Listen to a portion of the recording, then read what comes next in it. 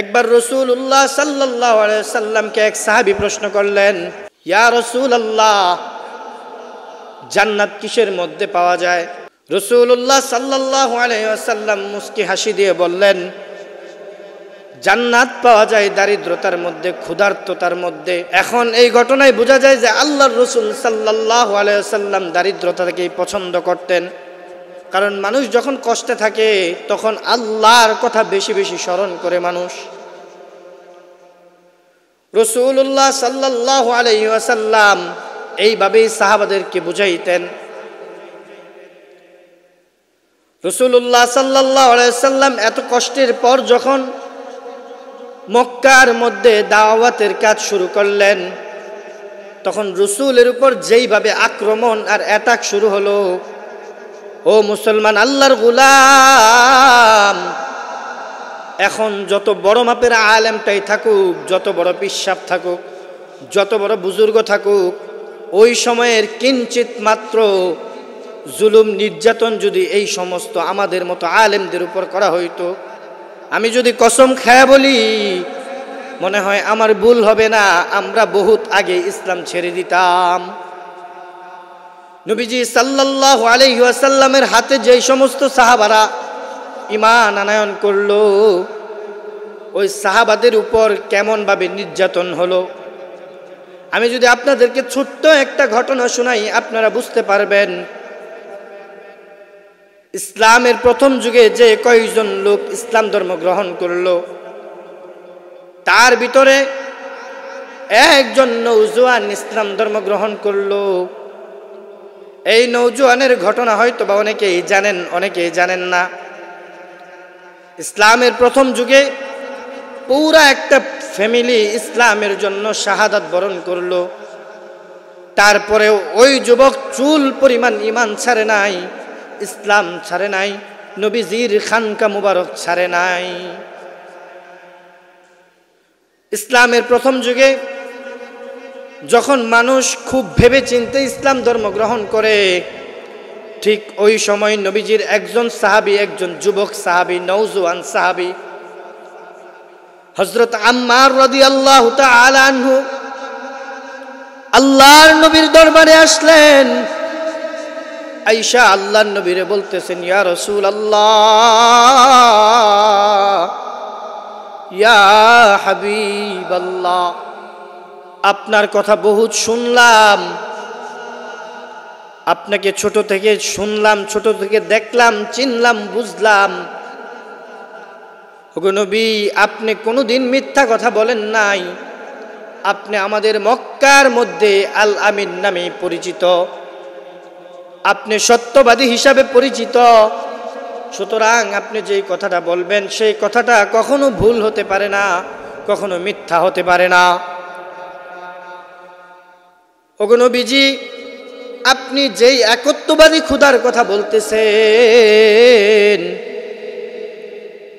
খাদিজাতুল কুবরা রাদিয়াল্লাহু তাআলা আনহা এত ধনাঢ্য ব্যক্তি হওয়ার পরেও আপনার হাতে ইসলাম ধর্ম গ্রহণ করেছেন, আপনার স্ত্রী হয়েছেন, অবশ্যই সে জেনে বুঝে তারপরে সে সিদ্ধান্ত নিয়েছেন। ওগো আল্লাহর পয়গম্বর, আমি যতটুকু জানলাম ততটুকুর উপর বিশ্বাস করে আপনার হাতের মধ্যে হাত রেখে, ওগো নবীজি, আমি কালেমা পড়ে আমি আপনার দলের অন্তর্ভুক্ত হতে চাই। আল্লাহর নবী হযরতে আম্মার রাদিয়াল্লাহু তাআলা আনহুকে কালেমা পড়ালেন। কালেমা পড়ানোর পর এমন একটা সময় আম্মার কালেমা পড়ছে, ওই সময়টা খুব স্বাভাবিক সময় ছিল না, ওই সময়টা ছিল কাফের মুশরিকদের অত্যাচারের সময়। ওই সময় যদি কেউ জানতো ইসলাম ধর্ম গ্রহণ করেছে, ওই মানুষটার উপর এমনভাবে নির্যাতন শুরু হইতো, এমনভাবে অত্যাচার শুরু হইতো, এমনভাবে জুলুম শুরু হইতো, যেটা সহ্য করার মতো না। ওই টাইমে হযরত আম্মার রাদিয়াল্লাহু তাআলা আনহু ইসলাম ধর্ম গ্রহণ করলেন। ওই সময় আম্মার রাদিয়াল্লাহু তাআলা আনহু যখন ইসলাম ধর্ম গ্রহণ করলেন, গ্রহণ করার পর আম্মার রাদিয়াল্লাহু তাআলা আনহু বাসায় গেলেন, বাড়িতে গেলেন। যাওয়ার পর সমস্ত হাকিকত বাবা মাকে শোনালেন। শোনানোর পর তার বাবা মা আম্মার রাদিয়াল্লাহু তাআলা আনহুকে দেখে, পরিবারের নওজোয়ান ছেলে বড় ছেলের এত পরিবর্তন দেখার পর বাবা মাও সিদ্ধান্ত নিলেন মুহাম্মাদের হাতে হাত রাইখা কালেমা পড়বেন। তখন বাবা মাও আল্লাহর নবীর দরবারে আম্মারের সাথে গেলেন। যাওয়ার পর আল্লাহর নবীর হাতের উপর হাত রাইখা নবীজি সাল্লাল্লাহু আলাইহি ওয়াসাল্লামের সাথে কালেমা পড়ে নবীজি সাল্লাল্লাহু আলাইহি ওয়াসাল্লামের হাতে পুরা ফ্যামিলি ইসলাম ধর্ম গ্রহণ করে ফেললেন। যখন পুরা ফ্যামিলি ইসলাম ধর্ম গ্রহণ করলেন, কাফের মুশরিকরা যখন জানতে পারলো পুরা ফ্যামিলির উপর এমন জুলুম নির্যাতন শুরু হলো, অনেক লম্বা ঘটনা মুসলমান, আমি সংক্ষেপ করে দিচ্ছি। আল্লাহর নবী মুহাম্মদ আরবি সাল্লাল্লাহু আলাইহি ওয়াসাল্লাম একবার একটা জায়গা দিয়ে যখন হেঁটে যাচ্ছেন, আল্লাহর নবীর সঙ্গে নিলেন নবীজি সাল্লাল্লাহু আলাইহি ওয়াসাল্লামের কাছের একজন সাহাবী হযরত উসমান রাদিয়াল্লাহু তাআলা আনহুকে সঙ্গে নিলেন। নেওয়ার পর ওই মরুভূমি দিয়ে যখন যায়, যাওয়ার পর দেখে হযরত আম্মার রাদিয়াল্লাহু তাআলা আনহুকে দেখা যায় চার হাত পা চারদিকে টান টান করে মরুভূমির মধ্যে বেঁধে রাখছেন। উত্তপ্ত রোদ, এমন রোদ যেই রোদের মধ্যে থাকলে শরীরে ঠুসকা পড়ে যায়। আম্মার রাদিয়াল্লাহু তাআলা আনহুকে যখন এইভাবে বেঁধে রাখলেন, হযরত উসমান রাদিয়াল্লাহু তাআলা আনহুকে নিয়ে আরেকটু আগায়া রাসূল থেমে গেলেন। দেখলেন আম্মারের পুরা ফ্যামিলিটাকে কুরাইশ বংশের লোকেরা, এই জাহেল গোষ্ঠী, চার হাত পা চারদিকে টান টান করে বেঁধে রাখছে। প্রত্যেককেই উদাম করে খালি গায়ে চাবুক পিটা করতেছে আর বারবার বলতেছে মুহাম্মদের ধর্মটা ছেড়ে দে, ইসলাম ধর্মটা ছেড়ে দে। এমন নির্যাতনের পরেও ইসলাম ধর্ম আম্মারের ফ্যামিলি ছাড়ে নাই। যখন কোনোভাবে এই ফ্যামিলিটাকে কাবু করা যায় নাই মুসলমান, তখন একজন নারীর উপর এমনভাবে নির্যাতন, হযরত সুমাইয়া রাদিয়াল্লাহু তাআলা আনহুকে ছেলের সামনে, স্বামীর সামনে এমনভাবে নির্যাতন শুরু করলো আর বারবার বলতে লাগলো, তোরা যদি তোদের স্ত্রীকে বাঁচাইতে চাস আর তুই যদি তোর মাকে বাঁচাতে চাস, তাহলে মুহাম্মাদের ধর্মটা ছেড়ে দে, ওই ইসলাম ধর্মটাকে ত্যাগ কর, অন্যথায় তোর মাকে এইভাবে নির্যাতন করতে করতে আমরা মেরে ফেলবো। এত কিছু দেখার পর একটা পর্যায়ে সুমাইয়া রাদিয়াল্লাহু তাআলা আনহুকে এমনভাবে আঘাত শুরু করলো, মুসলমান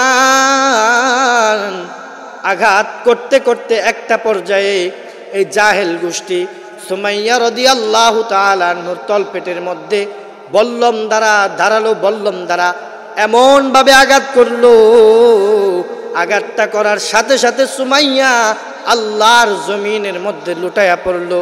লুটাইয়া সুমাইয়া চিৎকার দেয়া দেয়া বলে, ও আকাশ, ও বাতাস, ও আল্লাহর দেয়া জমিন, সাক্ষী থাইকো ইসলামের জন্য সর্বপ্রথম শাহাদাত বরণ করতেছি।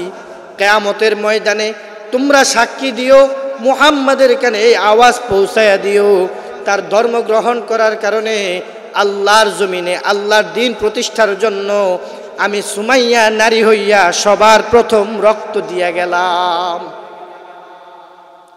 একটা পর্যায়ে সুমাইয়া শাহাদাত বরণ করলো। কি মর্মান্তিক ঘটনা! ছেলের সামনে মাকে শহীদ করা হলো, স্বামীর সামনে স্ত্রীকে শহীদ করা হলো। তারপরে আবার বলল, এখনো সময় আছে, ইসলাম ধর্ম ছেড়ে দে, মুহাম্মদের ধর্ম ছেড়ে দে। ওই সময় মুহাম্মদ আরবি সাল্লাল্লাহু আলাইহি ওয়াসাল্লাম কাছাকাছি গিয়ে দাঁড়ায়া গেলেন। দেখলেন সুমাইয়া জমিনে পড়ে আছে, রক্তাক্ত অবস্থায় সুমাইয়া পড়ে আছে।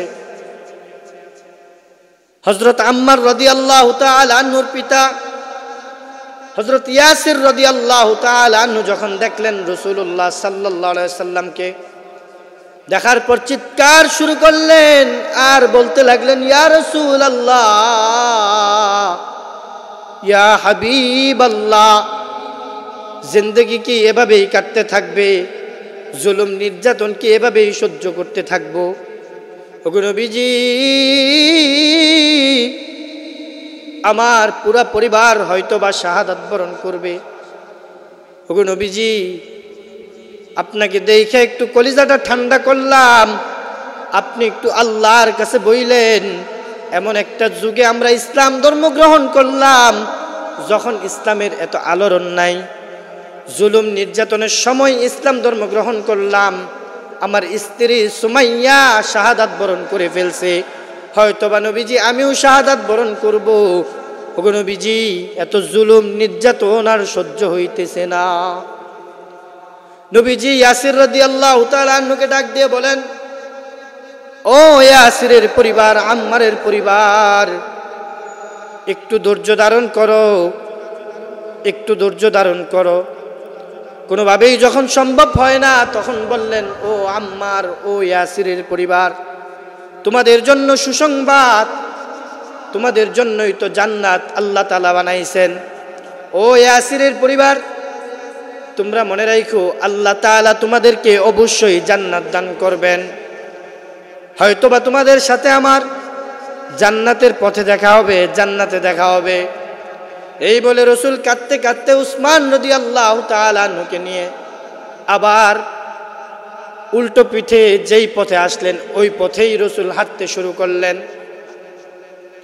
রসুল এত ব্যথায় ব্যথিত হলেন, রসুল কাঁদতে কাঁদতে যাচ্ছেন আর আল্লাহরে বলতেছেন, ও আল্লাহ, ইয়াসিরের পরিবার, আম্মারের পরিবারকে তুমি জান্নাত দান করো, তাদেরকে শাহাদাতের মর্যাদা দান করো। কাফের মুশরিকরা মুহাম্মদ সাল্লাল্লাহু আলাইহি ওয়াসাল্লামকে দেখার পর এতটাই হিংস্র হয়ে পড়লেন, পুরা পরিবারটার উপর এমন ভাবে নির্যাতন শুরু করলেন। আম্মার রাদিয়াল্লাহু তাআলা আনহুকে চাবুক পিটা করতে করতে প্রায় অজ্ঞান অবস্থা করে ফেললেন। এমন সময় সন্তানের সামনে মাকে তো শাহাদাত বরণ করায়া দিলেন, এবার বাবার পালা চলে আসলো। হযরত ইয়াসির রাদিয়াল্লাহু তাআলা আনহুকে দুইটা সন্তান, আরে একটা ছোট বাচ্চা আব্দুল্লাহ রাদিয়াল্লাহু তাআলা আনহু, আরেকটা বড় ছেলে, সেও তো পিটান খাইতে খাইতে নির্যাতন সহ্য করতে করতে জমিনের মধ্যে প্রায় লুটায়া পড়বে এমন অবস্থা।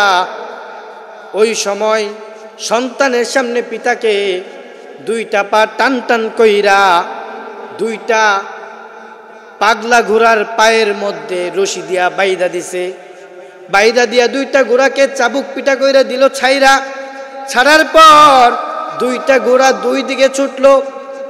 হযরত ইয়াসির রাদিয়াল্লাহু তাআলা আনহু সাথে সাথে দ্বিখণ্ডিত হইয়া শাহাদাত বরণ কইরা আল্লাহর জান্নাতের সেই সৌভাগ্য মেহমান হয়ে গেছে। কোনোভাবে হযরত ইয়াসির রাদিয়াল্লাহু তাআলা আনহু কোনোভাবে আল্লাহর ফজল ও করমে বেঁচে গেলেন। বড় ভাইয়ের সামনে ছোট ভাইটাকেও শহীদ করা হলো। কি মর্মান্তিক ঘটনা! পুরা পরিবার একটা নওজোয়ান যুবকের সামনে শাহাদাত বরণ করে ফেলল। তারপরেও ইয়াসির রাদিয়াল্লাহু তাআলা আনহু চুল পরিমাণ ইসলাম ছেড়ে দেয় নাই, মুসলমান চুল পরিমাণ আল্লাহর ভালোবাসা ছেড়ে দেয় নাই, চুল পরিমাণ নবীজি সাল্লাল্লাহু আলাইহি ওয়াসাল্লামের খানকা ত্যাগ করে নাই।